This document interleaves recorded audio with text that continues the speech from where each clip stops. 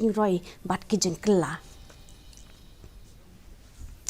Myntri Rangbah ke Jelau, Konrad ke Sangma ulak kentat ya kanu ke jeng temu jang ke Sorkar ban Thied helikopter na ke benta ke Jelau na mar ke jeng ha ke liang ke jeng lut bat ke jeng bit jeng biang beidei bat ke benta.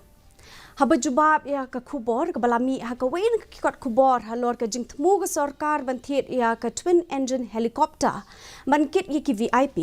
Myntri Rangbah ulaong ba ke te ke kubor ha ke jeng shisha kla long ke babakla.